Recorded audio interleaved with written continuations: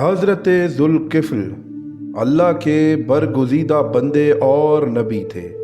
ان کا اصل نام سالبی کے مطابق بشر بن ایوب علیہ السلام اور باروایت جرائری عوید یا بن اوریم تھا۔ ناسک التواریخ نے عوید یاہو لکھا ہے، یہ عبرانی لفظ ہے، اس کے معنی عبداللہ کے ہیں۔ ان کا لقب ذوالکفل تھا۔ آپ شام اور روم پر مبعوث ہوئے تھے۔ آپ کو غصہ کبھی نہیں آیا تھا اور آپ بے مثل مہمان نواز تھے۔ آپ مقدمات کے فیصلے بھی کیا کرتے تھے۔ آپ علیہ السلام بہت زاہد اور عابد تھے۔ لوگ آپ علیہ السلام کے حسن اخلاق سے بہت متاثر تھے۔ تمام لوگ آپ کی بہت عزت کرتے تھے۔ قرآن کی 2 سورتوں میں آپ کا نام آیا ہے اور اس سے صرف اتنا پتہ چلتا ہے کہ آپ خدا کے برگزیدہ پیغمبر تھے۔ کب، کہاں اور کس قوم کے لیے مبعوث ہوئے، اس کے بارے میں کچھ معلوم نہیں۔ احادیث سے بھی آپ کے حالات پر روشنی نہیں پڑتی۔ بائبل میں کتاب ذوالکفل میں آپ کا ذکر موجود ہے۔ بعض علماء کا خیال ہے کہ ذوالکفل حزقیل کا لقب ہے۔ بعض کی رائے ہے کہ گوتم بدھ کا لقب ہے اور کفل دراصل کپل وستو کا معرب ہے جو بدھ کا دارالحکومت تھا۔ ذوالکفل کے معنی کپل وستو کا مالک۔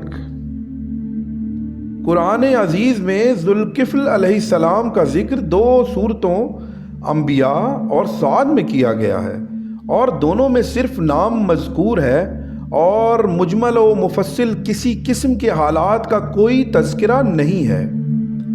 اور اسماعیل اور ادریس اور ذوالکفل سب راہ حق میں صبر کرنے والے تھے۔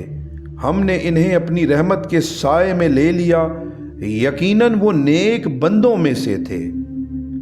اور یاد کرو اسماعیل، یسع اور ذوالکفل کے واقعات کو، اور یہ سب نیکوکاروں میں سے تھے۔ جب اسرائیلی نبی حضرت یسع علیہ السلام بہت بوڑھے ہو گئے تو ایک دن ارشاد فرمایا، کاش میری زندگی ہی میں کوئی شخص ایسا ہوتا جو میرا قائم مقام ہو سکتا اور مجھ کو اطمینان ہو جاتا کہ وہ میری صحیح نیابت کرنے کا اہل ہے۔ اس کے بعد انہوں نے بنی اسرائیل کا اجتماع کیا اور فرمایا، میں تم میں سے ایک شخص کو اپنا خلیفہ بنانا چاہتا ہوں، بشرطے کہ وہ مجھ سے 3 باتوں کا عہد کرے، دن بھر روزہ رکھے، شب کو یاد خدا میں مشغول رہے اور کبھی غصہ نہ لائے۔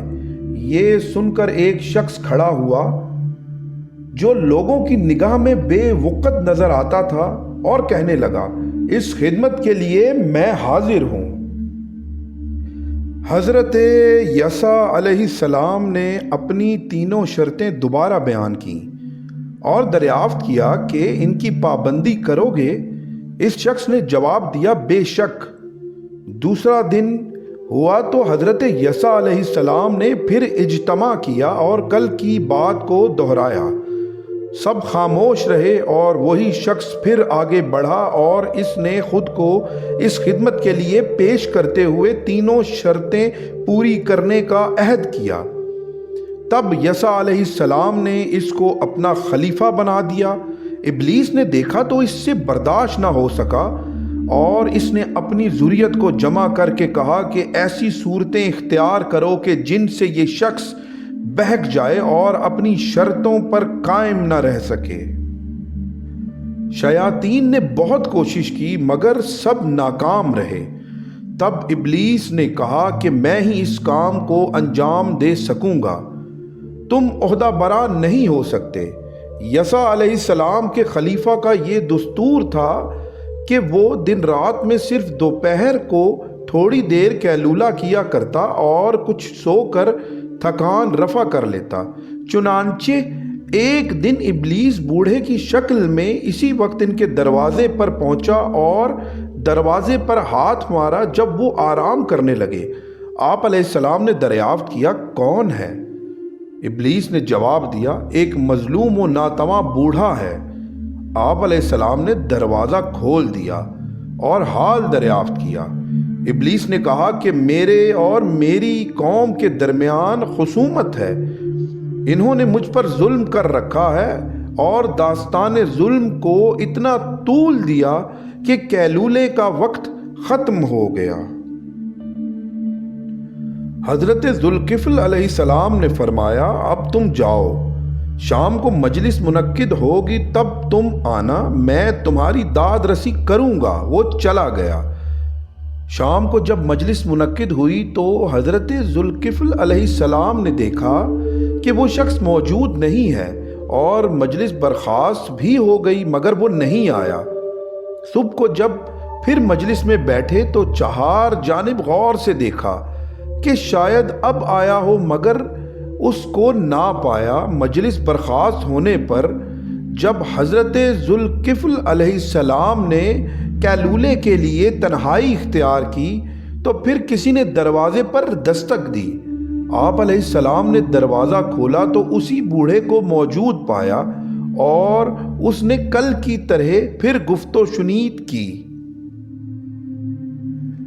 تب حضرت ذوالکفل علیہ السلام نے کہا، میں نے تم سے کہا تھا کہ شام کو مجلس میں آنا مگر تم نہ آئے۔ ابلیس نے جواب دیا، میری قوم بہت ہی خبیث ہے، جب آپ کو مجلس میں پاتی ہے تو آہستہ سے مجھ سے اقرار کر لیتی ہے کہ ہم تمہارا حق ضرور دیں گے، لیکن آپ کی مجلس برخاست کر دینے کے بعد پھر منکر ہو جاتی ہے۔ خلیفہ نے کہا، آج شام کو ضرور آ جانا، میں اپنی موجودگی میں حق رسی کروں گا۔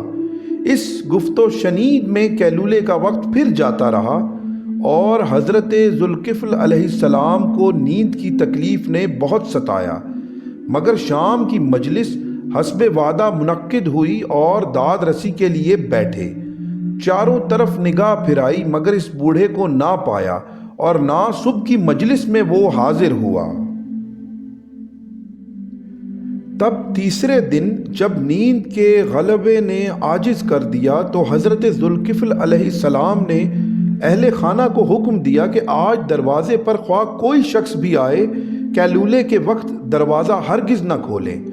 آپ علیہ السلام ابھی لیٹے ہی تھے کہ فوراً ابلیس بوڑھے کی شکل میں آ موجود ہوا اور دروازے پر دستک شروع کر دی۔ اندر سے جواب ملا کہ آج خلیفہ کا یہ حکم ہے کہ کسی کے لیے دروازہ نہ کھولا جائے۔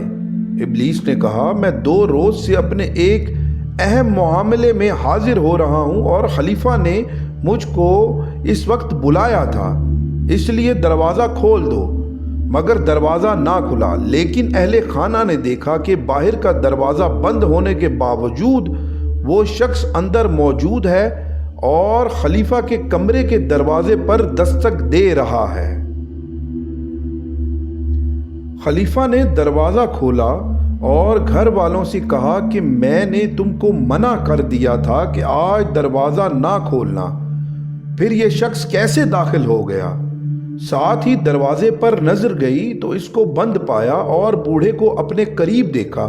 تب آپ علیہ السلام حقیقت حال کو سمجھے اور آپ علیہ السلام نے ابلیس کو مخاطب کر کے کہا، خدا کے دشمن، کیا تو ابلیس ہے؟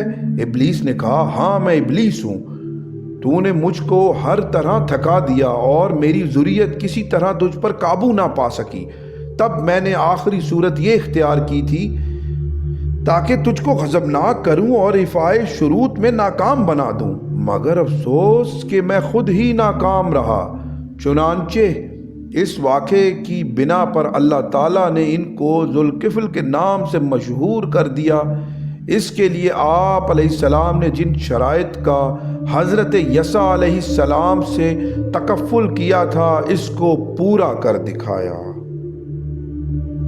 حضرت ذوالکفل علیہ السلام اللہ تعالیٰ کے نیک بندے تھے۔ بادشاہ وقت حضرت ذوالکفل علیہ السلام کی بہت قدر و منزلت کرتا تھا، مگر ان کی قوم بنی اسرائیل کو اچھا نہیں سمجھتا تھا۔ آخر ایک روز اس نے بنی اسرائیل پر چڑھائی کر دی اور اس کے نتیجے میں بہت سے علماء اور دوسرے نیک بندوں کو قید کر لیا۔ اس کا ارادہ یہ تھا کہ تمام قیدیوں کو موت کے گھاٹ اتار دیا جائے، مگر اس موقع پر حضرت ذوالکفل علیہ السلام بادشاہ کے پاس پہنچے اور کہا، اے حاکم وقت، اگر تو مجھے اچھا جانتا ہے اور دوست رکھتا ہے تو پھر میری قوم کے ان علماء اور دینی ہستیوں کو چھوڑ دے جنہیں تو موت کی سزا دینا چاہتا ہے۔ آپ علیہ السلام نے بادشاہ سے پھر فرمایا، تو ان لوگوں کو میرے حوالے کر دے کیونکہ یہ بے گناہ ہیں اور میں ان کا متکفل ہوں۔ جس وقت ان کا مقدمہ پیش ہوگا تو میں خود ان کی جگہ عدالت میں حاضری دوں گا۔ بادشاہ نے ان قیدیوں کو اللہ کے اس نیک بندے کے حوالے کر دیا جس نے ان کی بیڑیاں کاٹ کر انہیں رہا کر دیا۔ اس دن سے یہودیوں نے اللہ کے اس نیک بندے کا نام ذوالکفل رکھ دیا۔